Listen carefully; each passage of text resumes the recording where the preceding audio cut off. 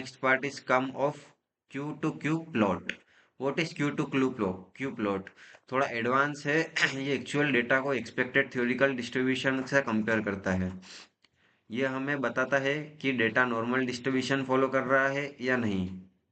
Then इसके बाद आते हैं हम स्टैंडर्ड डेविएशन पर।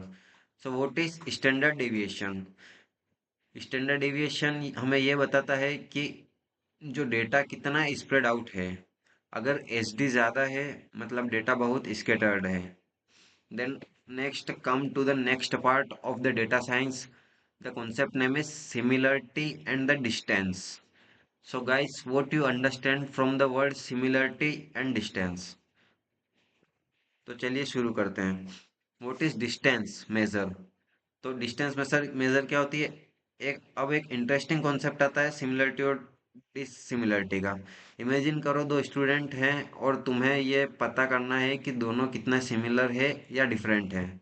तो उसके लिए हम different types of method use करते हैं। जैसे कि first is nominal attributes. So what is nominal attribute? जैसा डिपार्टमेंट या इलेक्टिव सब्जेक्ट होते हैं। जैसे कि यहाँ पे सिंपल अगर सेम है तो सिमिलर, नहीं तो डिफरेंट। देन उसके बाद कंसेप्ट आता है हमारे पास बाइनरी एट्रीब्यूट का। जैसे वर्कशॉप अटेंड किया या नहीं।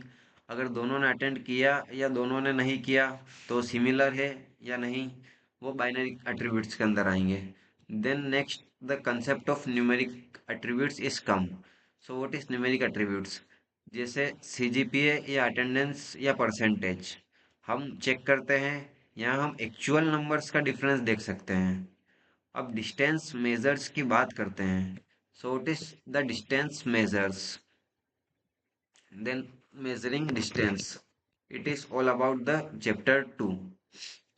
सो it is distance measure Euclidean distance. ये स्ट्रेट लाइन डिस्टेंस है जो दो पॉइंट्स के बीच में होता है। जैसे ग्राफ पेपर पे दो डॉट्स के बीच सीधी लाइन, इसको हम यूक्लिडियन डिस्टेंस बोलते हैं। Then the next next concept is come of Manhattan distance. So what is Manhattan distance? ये एक सिटी ब्लॉक की तरह काम करता है। जैसे कि तुम राइट जाओ फिर लेफ्ट जाओ, देन उसके बाद ये total total distance find out करके देगा। ये क्या होती है? Manhattan distance. Then the next concept is come of Minkowski distance. So what is Minkowski distance? ये जनरलाइज्ड वर्जन है जो इक्लूडियन और मंथन दोनों को कंबाइन करता है। Basically, it is the generalized concept to combine both Manthan and Euclidean distance. Then next concept आता है हमारे पास supremum distance. So what is supremum distance? ये मैक्सिमम डिफरेंस को देखता है किसी भी डायमेंशंस में। सिंपल एग्जांपल लेते हैं चलो। अगर एक स्टूडेंट का प्रोफाइल है 22,1,42,10 और दूसरे का है 20,0,36,8, तो हम इन फॉर्मूला से कैलकुलेट कर सकते हैं कि दोनों में कितना डिफरेंस है। Basically it's all the game of numbers and concepts. We can find out it through numbers and concepts. Then the next concept is comes under the advanced similarity is of scaling big data. So guys, what is scaling big data?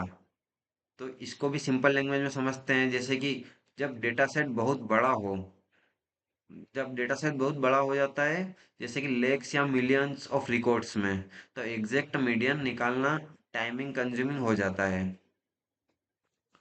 इसलिए हम approximation method use करते हैं। Sampling भी कर सकते हैं, मतलब पूरे डेटा में से कुछ रिकॉर्ड्स रैंडमली सिलेक्ट करो और उनका मीडियन निकालो। ये अप्रोक्सीमेट आंसर देगा पर बहुत फास्टर होगा। तो इसके लिए मेथड आता है कंसाइज सिमिलरिटी।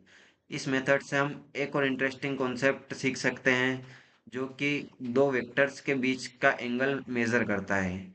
अगर एंगल छोटा है मतलब वेक्टर्स सिमिलर है। चलिए इसको भी हम गाइस एक एग्जांपल से समझते हैं।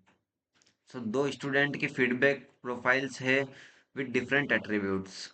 हम उन्हें नॉर्मलाइज कर सकते हैं, मतलब सब वैल्यू को सेम स्केल पे ला सकते हैं। फिर वेरियस सिमिलरिटी मेजर्स से कंपेयर कर सकते हैं। नॉर्मलाइजेशन इम्पोर्टेंट है क्योंकि अगर एक एट्रीब्यूट की रेंज 0 to 100 है और दूसरे की 0 to 10, तो कंपैरिजन फेयर नहीं होगा बिना नॉर्मलाइजेशन किए।